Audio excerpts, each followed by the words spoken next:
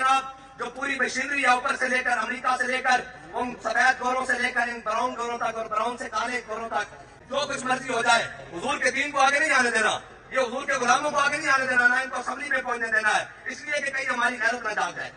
जो बेगैरती के सत्तू पिए हुए हैं, खाली उन्होंने नहीं, 57 इस्लामी ममालिक में जो बेगैरती के सत्तू पिए हुए हैं, ये तारीख में कभी ऐसा नहीं हुआ। लोग कहते थे मौलवी साहब आपका काम है मिंबर पर बताना,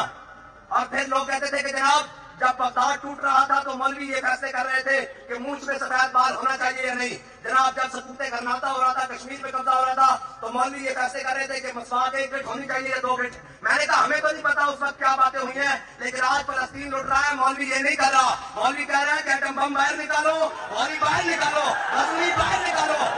और जनाब तुम भी आ जाओ और हम भी आते हैं। अगर जहां तुम्हारा खून गिरेगा, जहां तुम्हारा पसीना गिरेगा, हम अपना खून लेकर हाजिर होंगे, लेकिन पाला तुम्हें है, जंग तुम्हें